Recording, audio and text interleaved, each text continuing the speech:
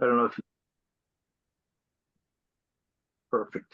And thanks everybody for coming because now I'm hoping we can make it more of a discussion than a presentation, which is always the goal. It seems like we had 2 months of presentation, and I'm happy to be back here on southwestern ground and, in a more presentation. I mean, more of a discussion setting is what we're hoping for. So this is a great paper. I was first introduced to this paper through Avini's uh, book that he put out of Introduction to Cultural Astronomy in the Americas. I forget what it's called, but it's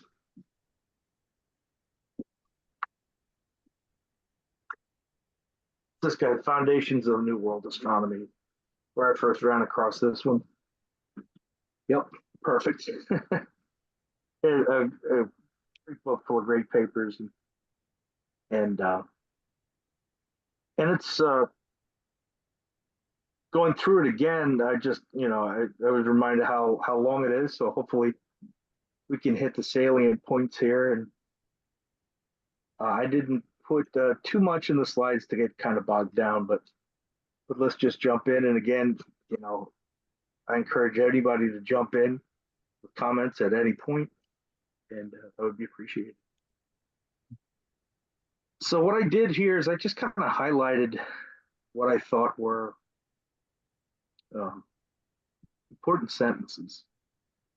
Let me just shift things around on my desktop here so I can see. Uh, One of the first ones he starts off with is kind of a contextualization of what was the state of things in 1986.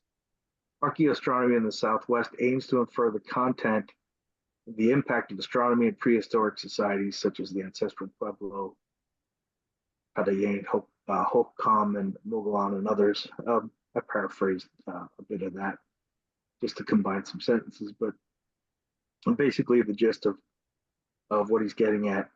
And then he jumps right into ethnographic analogy properly used can flesh out the old bones of prehistoric ruins.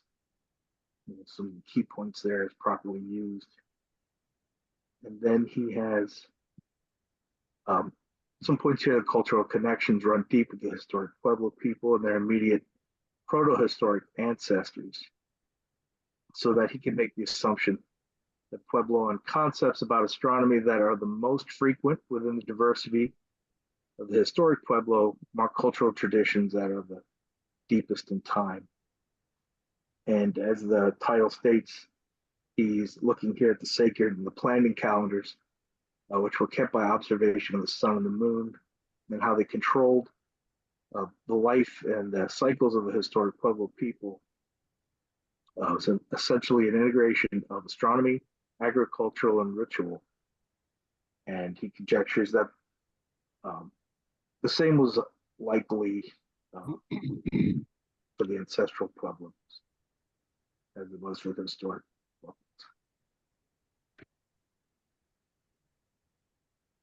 Let's see, page down didn't work.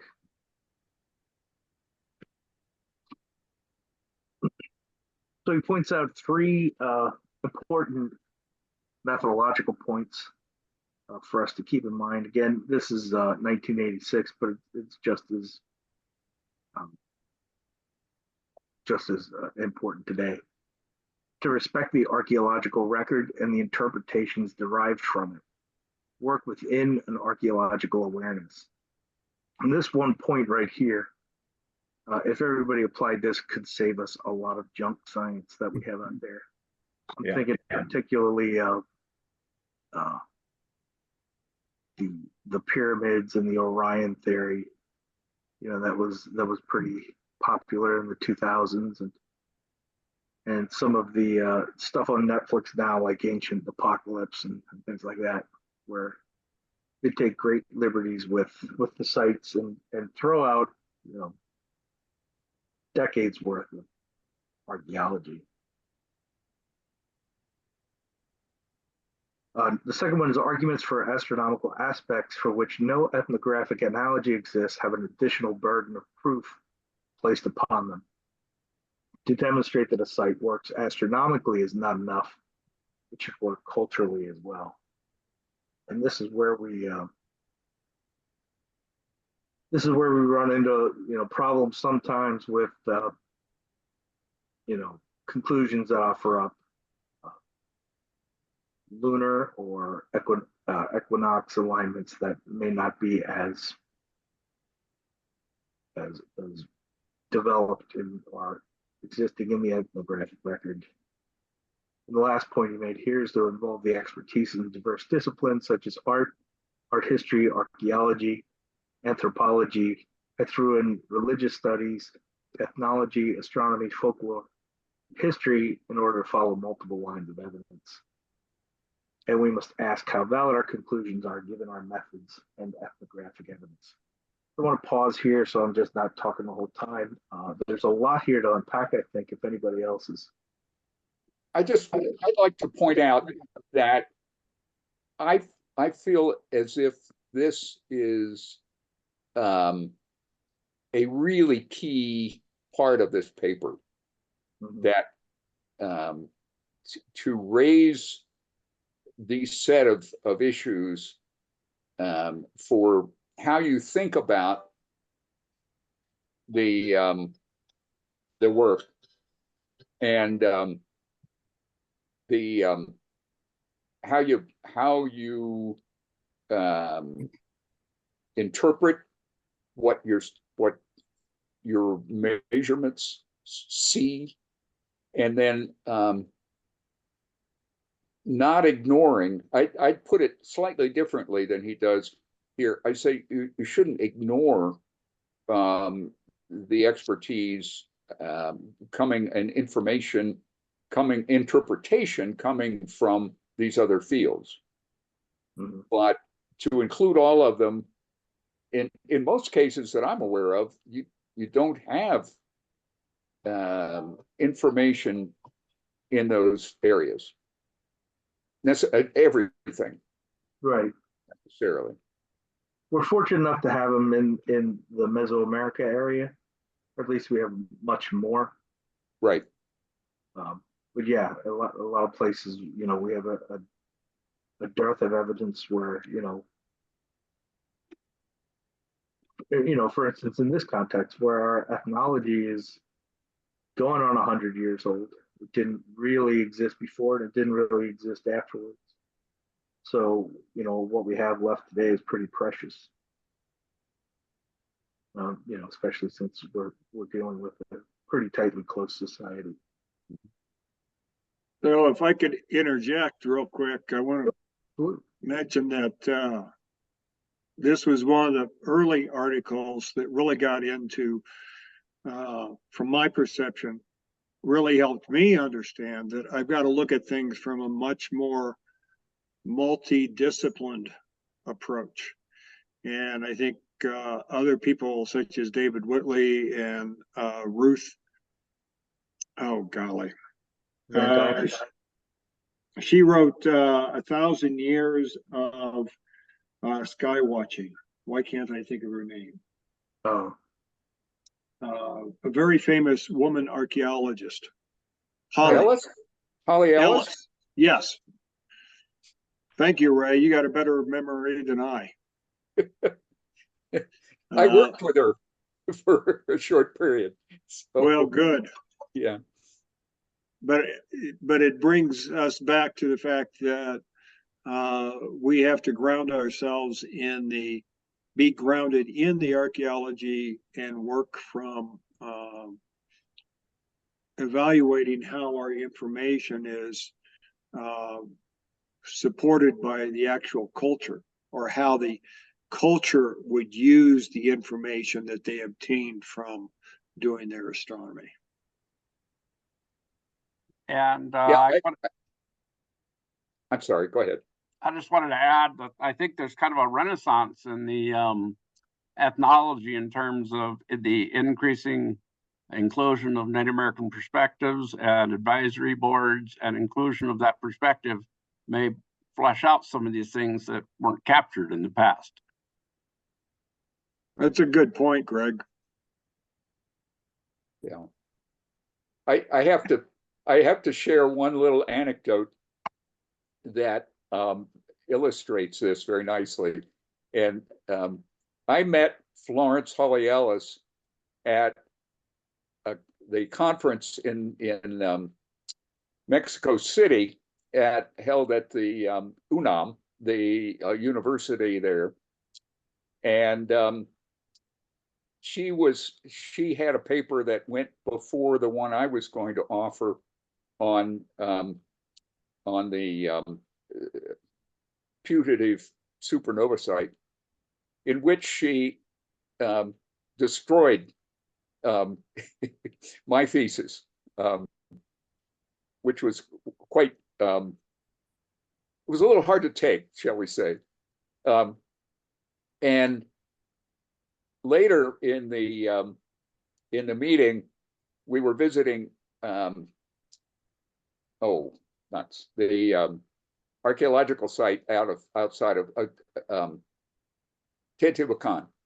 And at one point, we were walking along, and she was, we were talking about some things, and she turned to me and she said, "Young man, you really need to learn some anthropology if you're going to pursue this study." So I essentially, metaphorically at least, saluted and said, "Yes, ma'am," and we became pretty good friends for a short while there. And unfortunately, she died all too young. That's a great story. And both of those papers are also in this volume. Right. Yeah. Yeah. As a point and counterpoint. So not to pour salt in the wound, but he talks about that as one of the things that really kicked off archaeoastronomy in the Southwest. Right. The fact that this supernova may have been recorded here at Penasco Blanco. And this picture is particularly interesting in that it may show the Halley's Comet pictograph also. And I think my own feeling is a little bit more generous than those who dislike its identification as a supernova.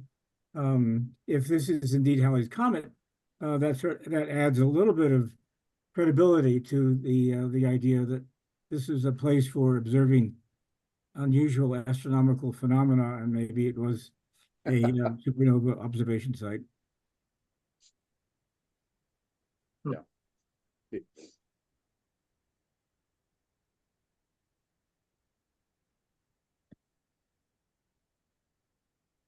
Some of the other great points that I thought he made in here was the differentiation between, minimize those again, between astronomical purposes and astronomical practices. Yeah. So he reviews, I guess is the better word, the astronomical purpose of the Pueblo people as establishing and validating the sacred directions and the cosmic patterns, establishing cosmic mythology, certain rites and shrines, the ritual and the planning calendar, of course, which is our focus tonight, and times for hunting and gathering.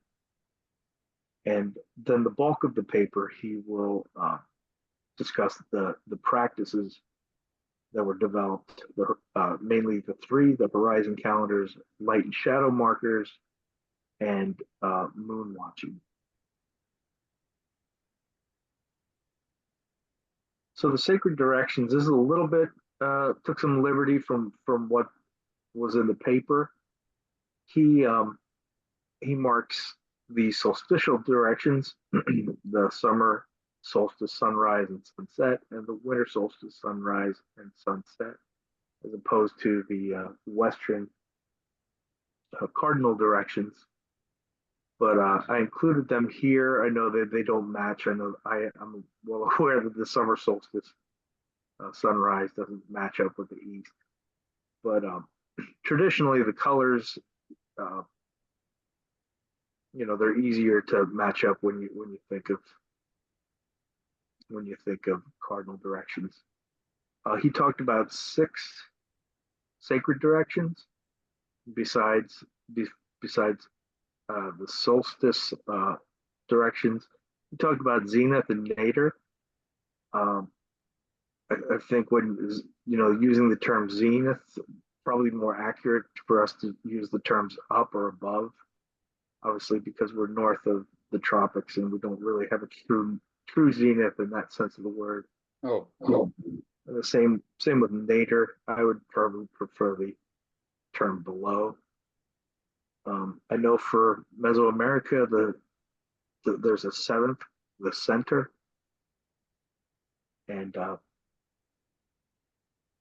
and the colors actually kind of really stay the same, between the American Southwest and Mesoamerica. So 2 good points here that he puts in here: cycles such as the sun's seasonal swing or its apparent motion along the horizon involves motion to achieve the extreme positions, right? With a horizon calendar, we're looking at the northernmost and southernmost points, and the motion seems to be, the motions tend to be calendrical, where the directions tend to be cosmic.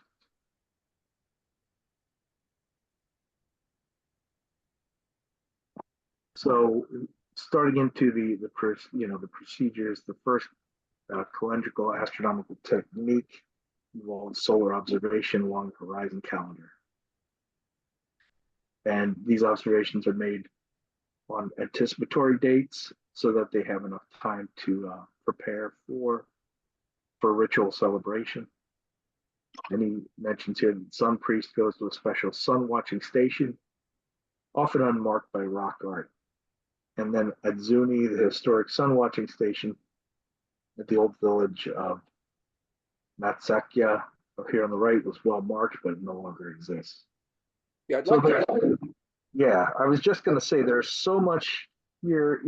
It's a pretty dense paper, and this is a topic that he's talked about before, and I've just really summarized with 4 points. So I certainly, like to open up the floor for discussion on this one.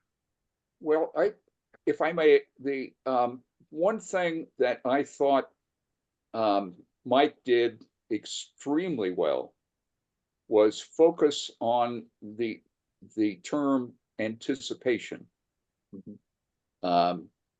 I have to say that in my own work, I had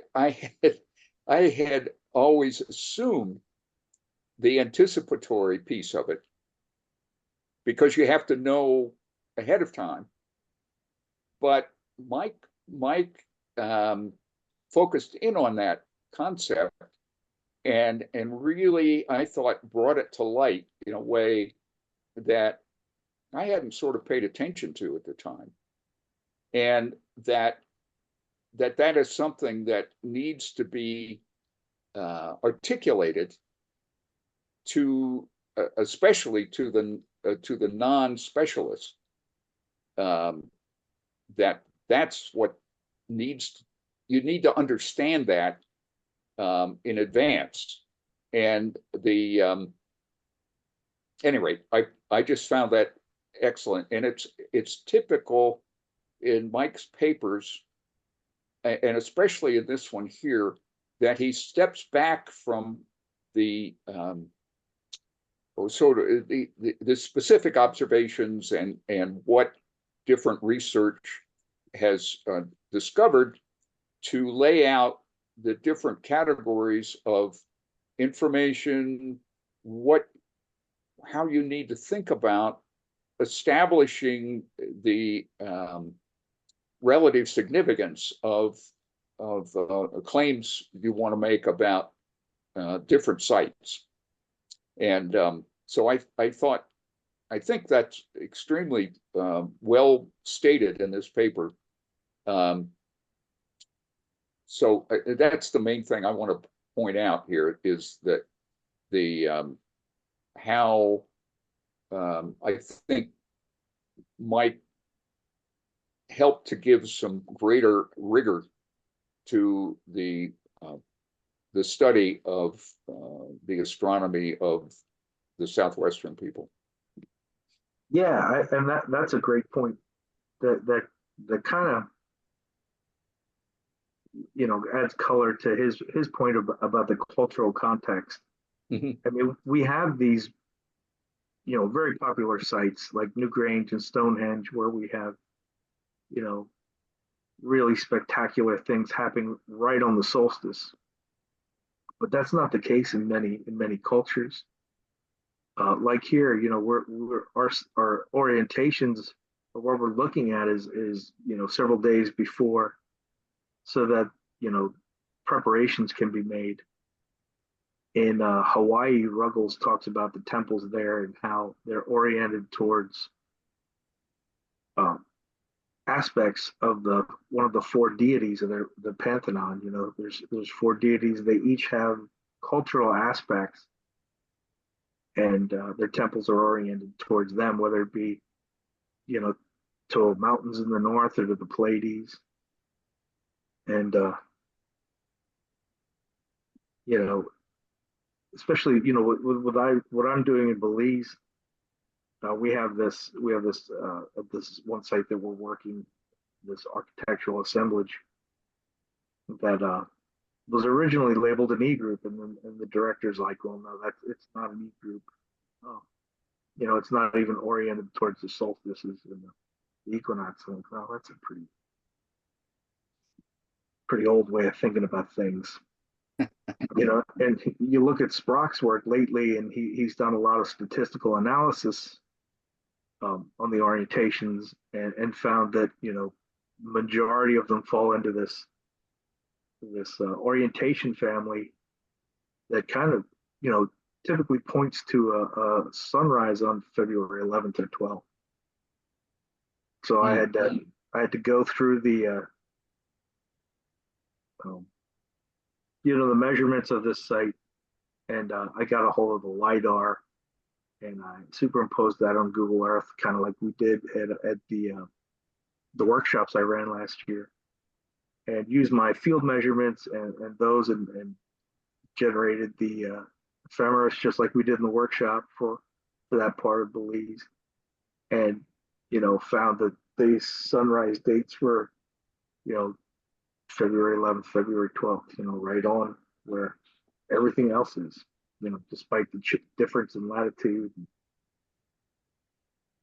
So yeah, if you're looking for something to rise at the equinox, and that's not what they were looking to do, or if you're, you know, looking to something that's going to be right on the solstice, and you know, the cultural context, of course, is key. Could we go back one again, just a second? Sure. Yep. I wanted to mention, this is the photograph of the shrine here has the large standing stone in it. And that's very similar to the ones we have out at Yellow Jacket around here. And I was, for the first time last weekend, able to get the coal bin. So that is something I just noticed from this paper, that it might provide some cultural connections to sites we're working on up here. I think, Greg, there's a difference there in that the standing stones at Yellow Jacket, to my recollection, they were all standing by themselves, whereas this one is clearly, you know, within a structure and has a definite orientation. That's not to say that the ones at Yellow Jacket aren't important, but I'm wondering what the cultural, if there's any cultural continuity between those activities. Yeah, what I was trying to demonstrate was that the Zunis use these large monolithic standing stones, and we find similar stones at other sites. Yeah, well, this site, I mean, this stone that you see in there behind the shadow also has on it a sun symbol. You Right. can't see it in this image, but it was there. Hmm. And it shows up in the original image from Smithsonian. Now the yellow jacket standing stones are shaped. The major one that is standing now is shaped and oriented toward summer solstice sunrise. And indeed, it is only all by itself, but there is a room behind it and a wall on which a shadow could be cast, which could mark the days before solstice to give an anticipatory measure. And there are 4 other we discovered standing stones which have fallen, but were have a wedge shape on top that are all in line towards summer solstice. But I think and what Greg and Ray have been talking about, one of the important things which we sometimes forget is this is known as in surveyors' language as a back site. This is the identification of the place to stand to make a series of observations. And I think the identification of a back site, especially from an archaeological point of view, is a very important feature of understanding the astronomy of the area.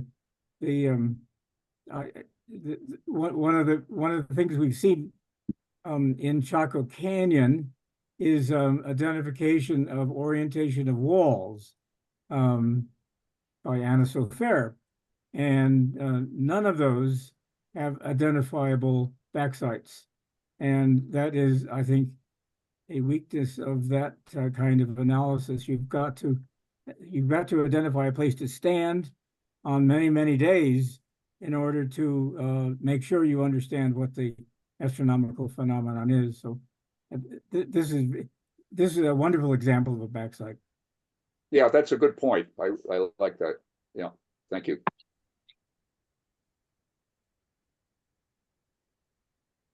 The second method he talks about is light and shadow casting through windows or portals against walls with markers.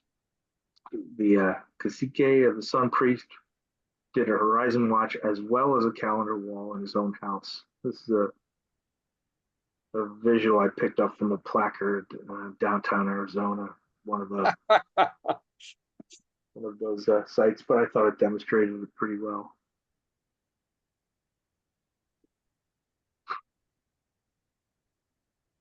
So the ethnographic evidence about the historic Pueblo calendars indicate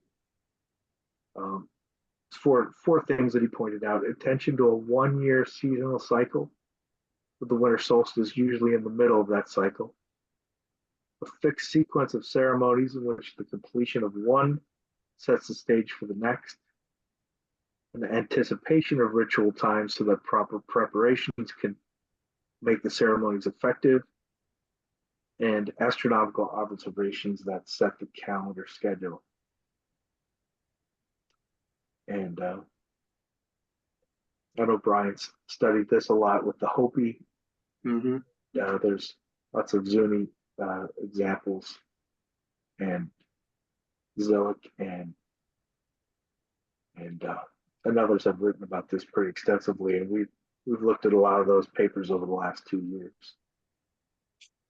If I can share quickly, and I know everyone at this meeting has something to share about this as well, is that for my reading and studying, the Puwamuya, of course, was beginning with and that's the Hopi ceremony that is the transition between men's ceremonies and women's ceremonies. And so that was initiated with the first crescent of the new moon recently. And that ceremony is currently going on. And if I can just segue real quickly, do you ever have somebody's name in your head and you can't think of it? Every day. Ivy Marriott will be writing an article for the for the Equinox newsletter on the cross-quarter date and cross-quarter azimuth, and then I will follow that with at the solstice, the summer solstice, with an article on Hopi use of cross-quarter times. Good. So something to look forward to, I hope. Yeah.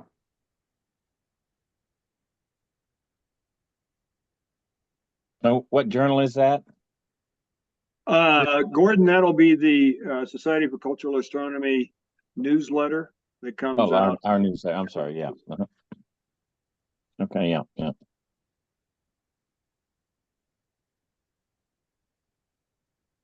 So here I grabbed the horizon calendar that was in the paper for the village, the Hopi village of Shimapobi.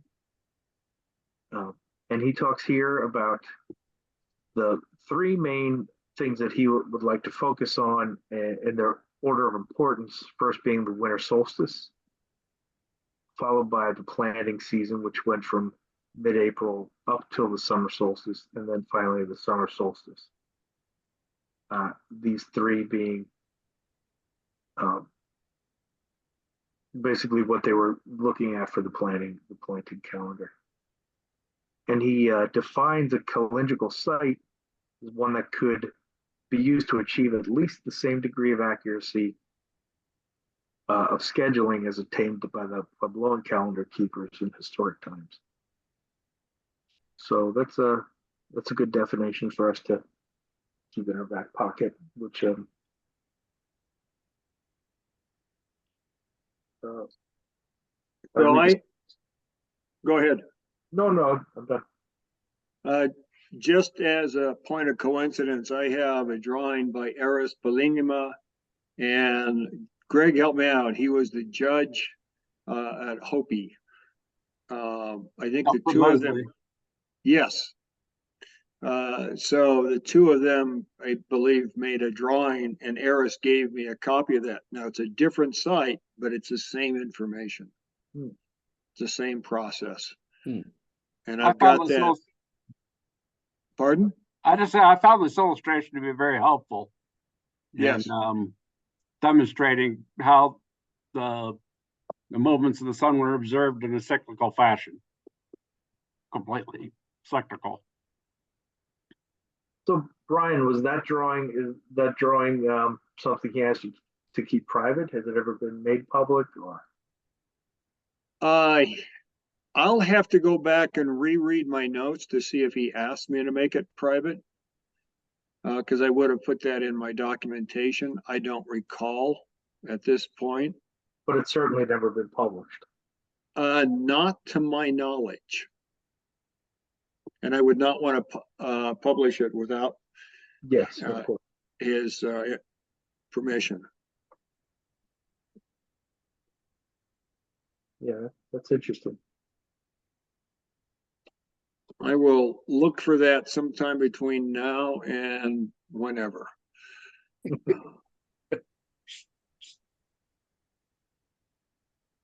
So this is another one I just lifted where he talks about possible horizon calendars. Again, 1986, he starts with Chaco. Of course, in the intervening years, Kim and Andy Monroe have done a lot of work here and can certainly make this list a lot longer. And we've talked about a lot of those things, so I kind of focused here on the Rio Grande and the Chama sites, which I was personally less familiar with. But the first one we talk about here is Ujiji, where there's a winter solstice alignment. Pueblo Bonito, where they're talking about a vernal equinox and an autumn equinox alignment, which Kim and Andy have disproven. Penasco Blanco and Fajada. So this, I believe, this is a photo from GB cornucopia, and I actually pulled this from Andy's doctoral dissertation. But it really does show you the effective horizon calendar that was visible from Penasco Blanco. I'm sorry, from Wajiji, which is pretty. It's a really good example, I think. I guess I'd like to point out the commonality, it seems, for many of these anticipation events of 2 weeks. Time and time again, we find a suggestion that 2 weeks before solstice, there is a marker. That the alternative interpretation, which I've suggested, is this has to do with the lunar month, and 2 weeks before solstice means that the next event that will occur will be the major event surrounding solstice, even though it isn't the exact date. And one can have a full moon, for example, during this 2 week period or this 4 week period. That would be the major the time marker for the major ceremonial event, even though that is not the exact day of solstice. Well, that's interesting because so your thinking is that since they're rarely ever commensurate, but it was really important for them that the winter solstice was commensurate with a full moon, even though it rarely ever happened. That that 13 or 14 day period from new moon to full moon, is that what you're thinking that might have been the origin of this? Well, yeah, that the Zuni, for example, like to have balanced weak and strong, and in winter they like to have a strong sun. They have a strong moon and a weak sun, and in summer they have a strong sun and a weak moon, and the moon or the sun establishes the ceremony rather than exactly the date of solstice.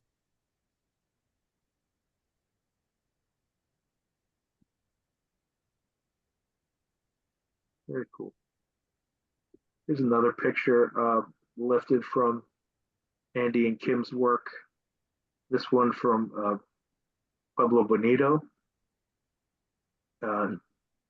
demonstrating again what we mentioned, that there is no legitimate equinox alignment, as the literature, even this paper, insinuates there may be.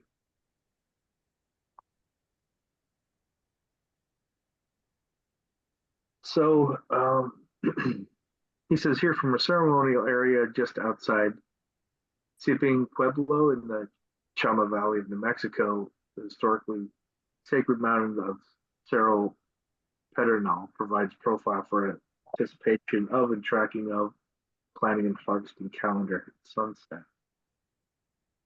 So this is looking to the west towards the mountain of Pedernal. The solstices, the horizon from Siping offers no clear anticipatory or confirmatory possibilities, either at sunrise or sunset. So this one is actually sunset on the equinox behind the mountain.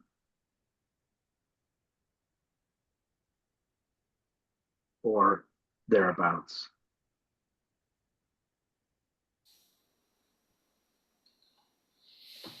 Hey, Chris, I'd like to make a comment about the anticipatory time frame.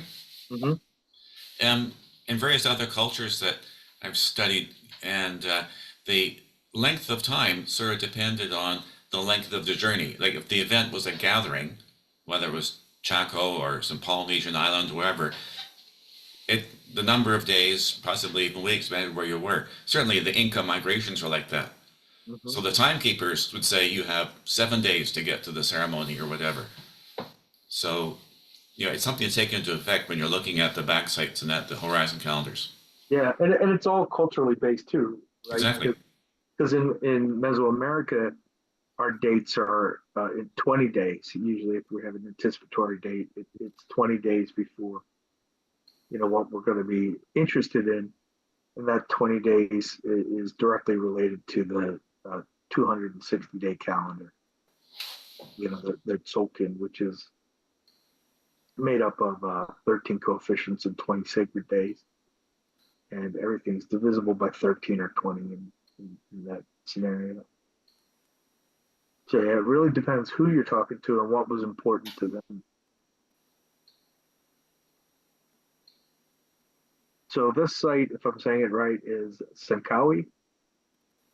Thankfully, Senkawi at the Sangre de Cristo Mountains in the Rio Grande Valley. And so what he's saying is here, you can easily be used for winter solstice, summer solstice, and planning calendar. It's a pretty dramatic horizon. Also, we have ethnographic evidence from the Tewa, Pueblo. The same mountain range was used to anticipate and confirm summer solstice, and they used 12 days.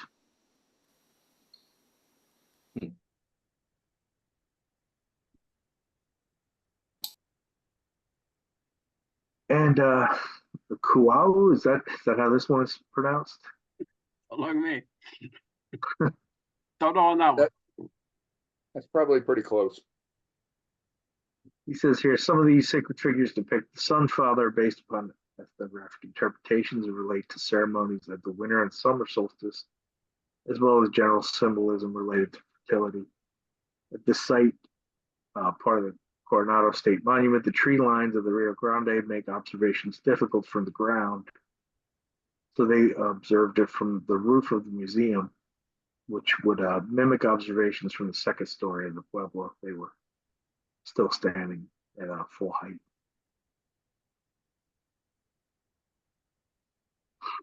So that was basically his first method, horizon calendars. Then he went on to light and shadow, and he makes a really important definition here that I really like, and he's talking about the practical resolving power, which he calls the ability of an observer to interact with a site to mark reliable one-day differences in shadow position.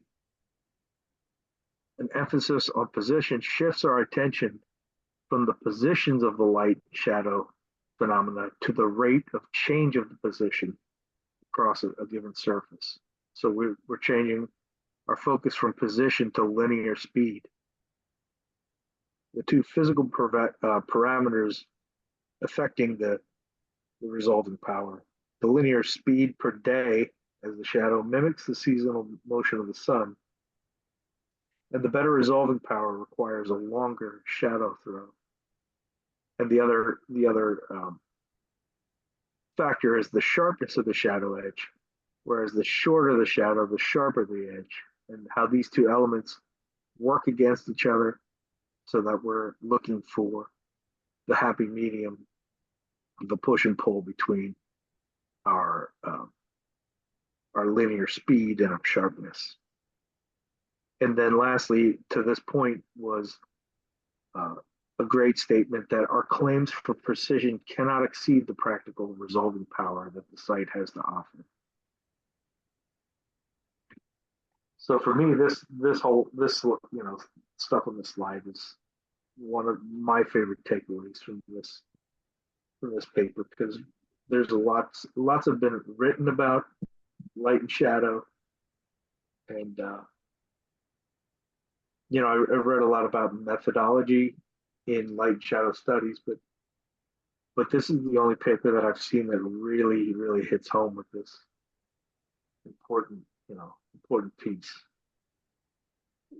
Yeah, I would like to caution a bit, though, because I think the practical use or the practical matter in actually, say, setting the date of the celebration or the recognition of the event of winter solstice, say, for example, that you might not have the actual celebration of the winter solstice on the winter solstice. I've seen lots of references in the literature which implies to me that non-astronomical considerations may outweigh the specifics of precision. That there are other things going on in the society that causes the change in the actual celebration of the different events.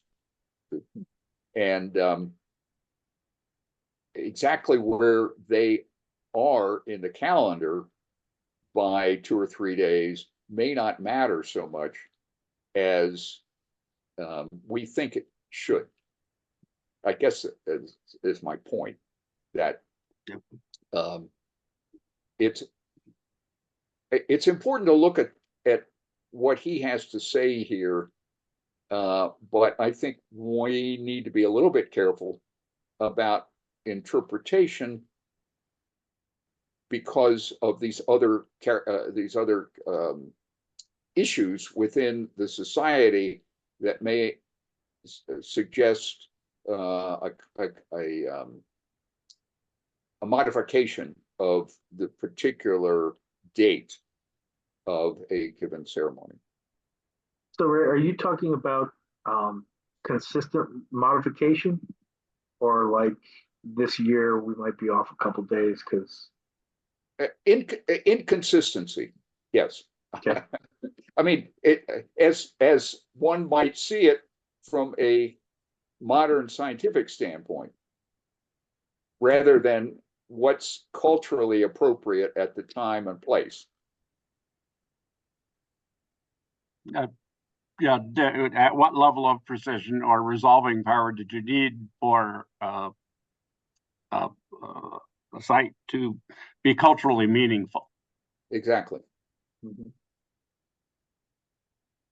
I mean, one has to be very careful with that, of course, because if you go too far the other direction, well, it doesn't matter. Yeah, you know, you exactly.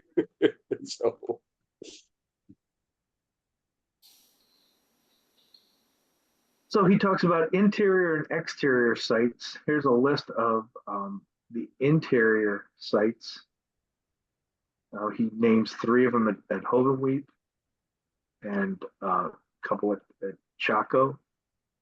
And this is really where I'm going to step back, and we have Hovenweep and Chaco experts on this call. So, certainly invite you guys to share here. Where he talks about some of your work at Hovenweep Castle and the Cajon group. And he mentions that some of the rooms were apparently positioned to let light in for calendrical purposes because the horizon doesn't work very well at these sites. And he redid some of his work and he found that they all could be used in an anticipatory fashion. The Castle of the Cajon group work at sunset, and Unit Type House worked in the early morning, about an hour and a half after sunrise. Anything anybody want to add to these sites in particular? I don't think so. I mean, I'm happy to see. I was happy to see in this paper that he agreed with essentially with most of my interpretations of these sites, but the other piece of it is, of course, what you're dealing with these sites is, which he mentions, that you don't know how narrow the ports that cause the light and shadow effects, how narrow they were.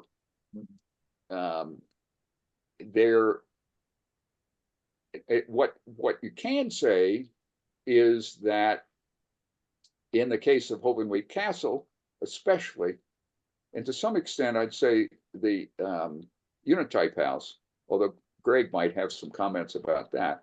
But in Hovenweep Castle, the only port in one room, sorry, the ports for the summer solstice and winter solstice, and the other aspect is the door for the equinox, all work for, well, winter solstice, summer solstice, and equinox, and they don't work for much else. So I'm interpreting them as being deliberate in that particular room. My only caution on the unit type house or some of the parts is that sometimes you have to really look at the archaeological record to see what the condition of these things were. Like Chris was saying, that a lot of these ports had plastered collars on the inside of them to right make them saws, and are they angled through the wall or straight, and what was the stabilization work that was done on them? Yeah, precisely. And it's difficult to tell even with the photographs from the. It is very difficult to tell. Yes. Late 1800s. It's a lot of inferences. Yeah.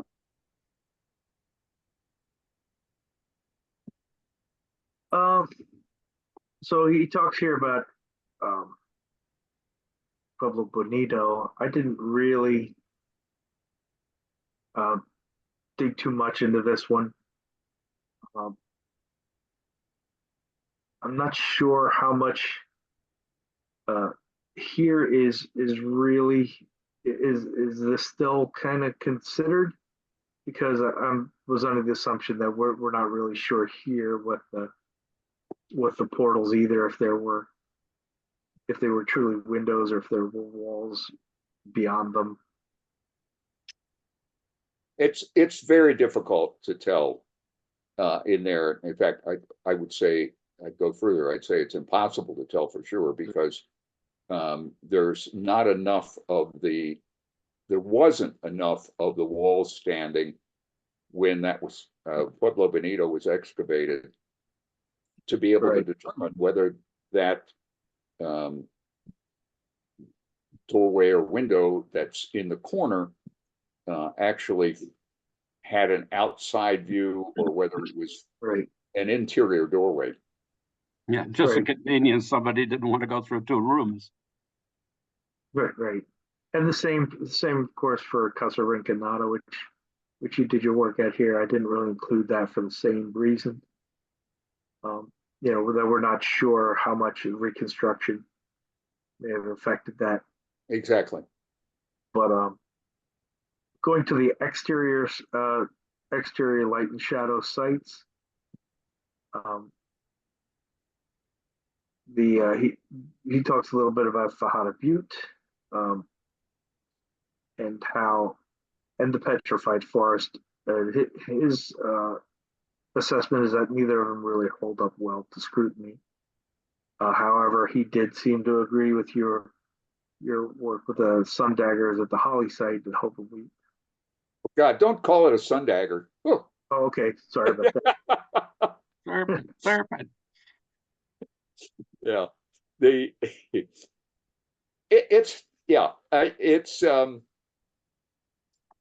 That's one of my favorite sites just because it's so damn dramatic. But there's so much, again, in that particular site that we can't tell because of the edges and the ground there. Apparently, from some of the structures that are available, which are really cantilevered, make you wonder about the whether a shifting ground changed the orientation of that particular site. So there's a question there, I think, but it's so impressive that that I want to claim it anyway. Well, Ray, I don't disregard your wanting to claim it because you did excellent research there. My question is, if we don't call them sun daggers or horizontal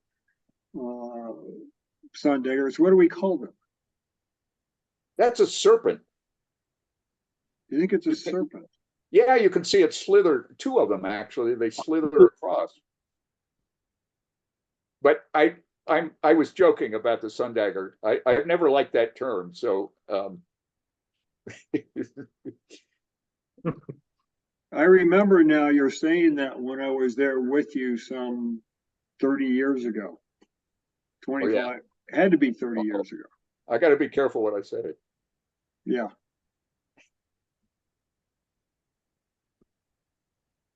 And then his third point after horizon calendars and light and shadow markers is lunar observations. So a couple points here he makes. The ethnographic record shows that the historic Puebloans paid close attention to the phases of the moon. Yeah. And used them as timing devices to anticipate events and rituals that coincide with a specific phase. An example here, the Chilako ceremony had a 49-day countdown that began on the previous full moon as its anticipatory time. Following the seasonal cycle required sun watching, and marking the beginning of the months required moon watching and observation. So it opened themselves to the intercalation problem because the two systems aren't commensurate. And the interesting thing that I've always thought interesting here is where most cultures seem to solve that problem by adding a month every 3 years. They actually dropped a month, which I think is a unique solution.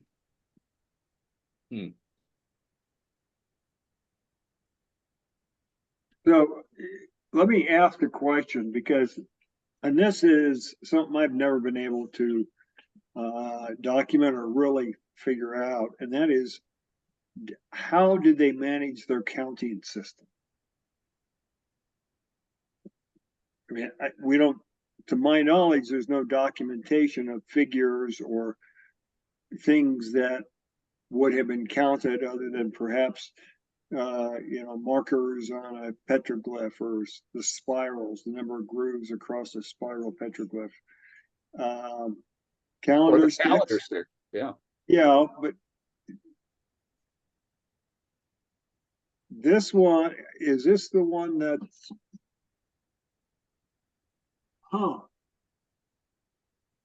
you just brought up something new. I have not seen this.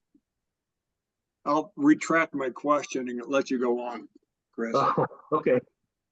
Well, the only other point I had in here is I don't want to beat a dead Fajada Butte horse, but the claim that they were tracking the lunar standstills from this site. He states again, as he does it in other papers, that there's no firm information or ethnographic record of interest or knowledge in the 18.6-year cycle. Their ritual round encompassed one seasonal year, and he states here the longer cycles weren't counted. Then he asked the question, culturally, what ceremony would the major or minor standstills have triggered, and how would they have been anticipated? And then he talks about the limited resolving power of the shadows caused by the moon's reflected light, and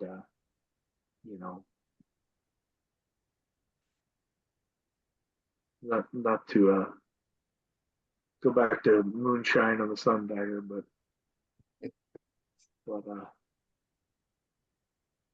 probably have a side with Carlson on that one. Well, one of the things I really like about Mike's article is that he really puts it all into the context of the planting calendar.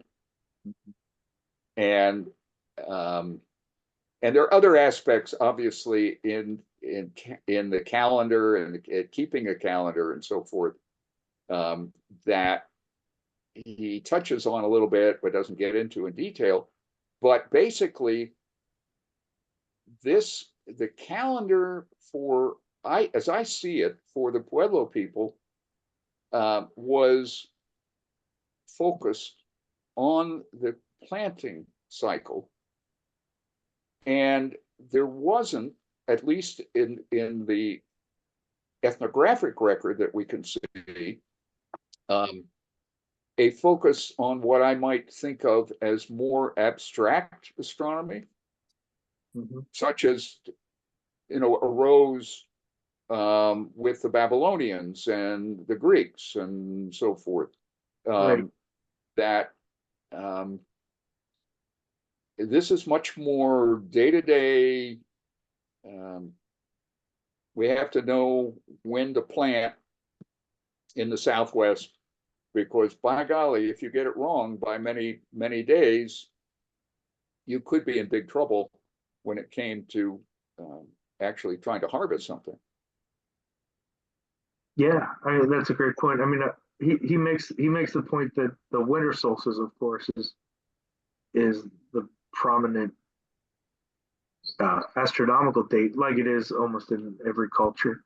Yeah. But he says elsewhere that the summer solstice really wasn't. Right. And I guess really their importance of the summer solstice is really that it's the winter solstice of the underworld, right? Yeah, I think so. I mean, it's not as prominent in the ethnographic literature. It doesn't show up as much in the archaeology, and so it's not as important, if you will. In the summer solstice, except for the oppressive heat that you can get, it's not as things are going great, potentially. And you don't need to worry about the sun coming back. Right. So, Ray, one of the things I pointed out in an article I wrote on Wapatki for the 5th Oxford Conference was that my take on all of this is that the people are looking at the biological cycle. How are the plants changing? When do you get, seeds germinating? When do you get flowers? When do you get fruit? When do you get migration of animals? Right. Along with the seasonal cycle itself, and then combining that with the astronomy. So I think it's a multifaceted evolutional observation process that leads to the calendar systems. Yeah, that's a really important point.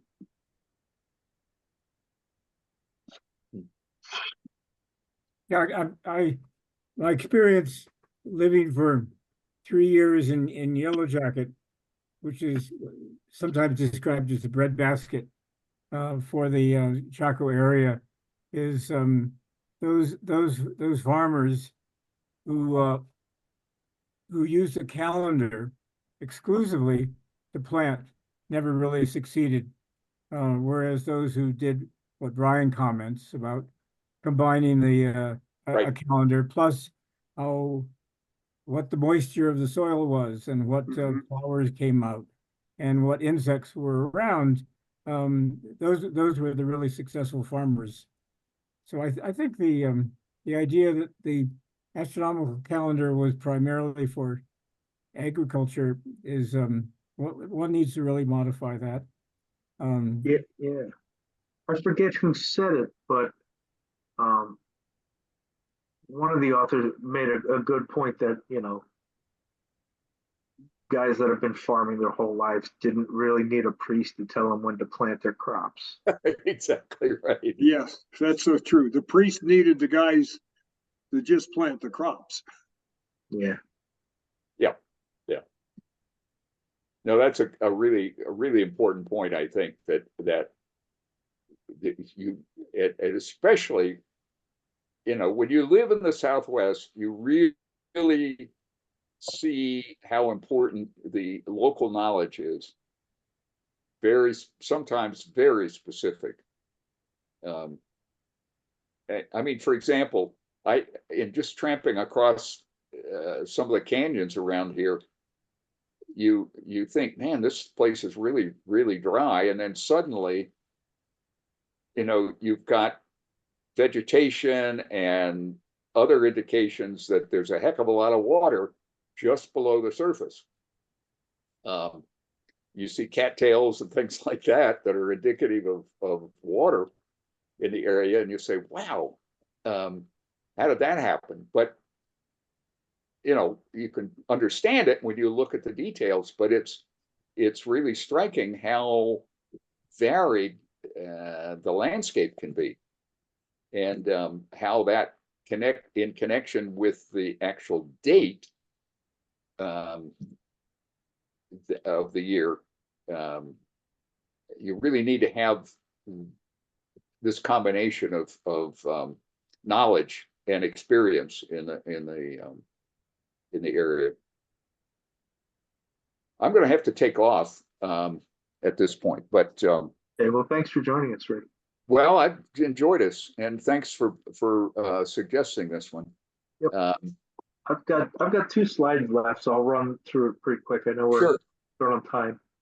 The second last point he made here is the Mesoamerican connection. I didn't really include a lot of it, but I did put in here what I thought was important or interesting, where possible connection between the Hopi and the Zuni Kachina cult coming out of Mexico and working its way up the Rio Grande. This is really interesting in light of a new book. I can't see what I'm looking at, but Tim Palkatot. I don't know if you can see that. Palkatot's book. Oh yeah. Yeah, his new book, Gods of Thunder, follows up on his other work at Cahokia and his Archaeology of the Cosmos, where he's talking about the medieval climate anomaly that hit the Americas. Well, at the same time it hit Europe, but how that changed the religion and the migration of the religion. Chichen Itza to the Toltec, and these wind and storm gods like Kukulkan and Quetzalcoatl, and how that worked its way up to the Caddo people and to Cahokia. And when he mentions here that the Kachina cult might be part of that, I think that's pretty interesting. Mm-hmm. So lastly, his conclusions and suggestions, I boiled that down to this. We need to demonstrate that the focus on the sky results in material remains that differ from those developed from other ritual activities. And how do we demonstrate that to the archaeological community? We need more cooperative work to make effective use of our energies for the wide geographic area we're looking at. More independent study of the same sites to avoid observer bias. Sharing our results quickly and effectively so parallel research can be developed. Looking at a broader context, connecting the Southwest and Mesoamerica. Intensive work in specific areas. Light and shadow sites need objective evaluation of the practical resolving power, and we must hammer out appropriate methodologies so that we can trust our interpretations and conclusions. Nicely done. Thanks so much. I will stop sharing and open it up to the floor for any final comments. Ray, thanks for joining us. Thank you. Bye-bye. Let me make a quick comment. Tim Palkatot is one of the most enlightening authors that I've read. and his Right. first book was excellent. Let me put in a plug for the 18-year cycle that for long-range timekeeping, instead of only the agricultural annual calendar. For example, the two pueblos that were built at Chimney Rock, separated by the length of the 18.6 year cycle of the moon. I call to your attention the work that I recently published on where those interests come in the travel from Siberia. But anyway, the 18-year cycle is part of archaeoastronomy.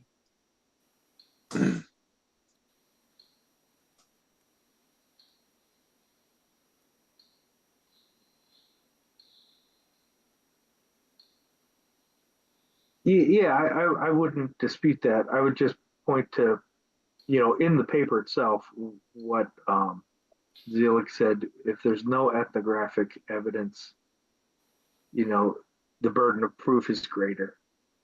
I believe Kim, point to me the first time I asked this question with Chimney Rock was, it was discovered there, Kim, wouldn't you say, just because of the dramatic phenomena of its appearance, where it appeared, and probably not calculated, but observed. Yeah, I This think would- it had to do with the local sacred landscape of the sacred moon appearing between the towers, which were the twin war gods. I think there's ethnography plus geography that's involved in that, but I don't think people would have independently invented it unless they'd seen something like that happening on the horizon. And I would also give a caution that just because the meaning of an event may be lost in time doesn't mean that would show up in today's ethnography. Hmm. And through consultation, we may learn more. Indeed. So, Chris, I got a comment. Something was just touched on lightly in the article is power, social power, and a couple of people here have mentioned it, and there's a reference in the article to priestly power, but he doesn't go into it. What power did the priests actually have to set the date, to start, travels or migrations or festivities? And the point was made here by someone else that the actual, let the party begin was actually the tribal leader or the king. He'd say, so-and-so's arrived, let the party begin. The priest astronomer might say, okay, close enough, And the same with the farmers. The farmers have the ultimate say, like, I'm not going to plant today, it's a snowstorm. You're nuts. Yeah. The social power part of it, Kim could talk at length about the Inca, things like that, but I'm really still struck by Brian Hayden's work, in his theory on the stemming out of secret societies and turning into these eventually these sun watching stations that Ware talked about, things like that. I'm not sure if that's a universal theory, but certainly it seems like in the American Southwest it is. So a lot of the power could have come from generations of those kind of secrets. Yeah, you can't get it from the archaeological record for sure. It's anthropological. Well, Hayden would argue that you could. Yeah. I mean, in a sense, it makes the previous point about the anticipatory event, or the 2 weeks before, time to start planning the feast or the pilgrimage or whatever it might be. That's probably one of the most powerful acts that a priest astronomer could do, because nobody could dispute it. He's the only one that could read the horizon calendar. Maybe. I don't know. Just a comment. There's a story of the Hopi sun priest, of one of them getting disrobed because he had made wrong predictions about a ceremony. So they have power, but they also can make errors and and suffer for it. And that is why I've also heard stories from lots of my Hopi friends about how they have little light and shadow things going on in their houses, as do I, to mark the season so that they can keep an eye on the priest.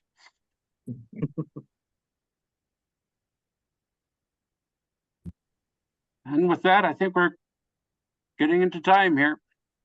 All right. Well, thanks everybody. Yeah, thank you. Thank you so Yeah, much. thank you. Good seeing you guys. Thanks, Chris. This is a really good paper. I'm glad you picked it. Goodbye. All right. Good night, everybody. Good night, everybody. night. See you, Ms. Rusty. Good night.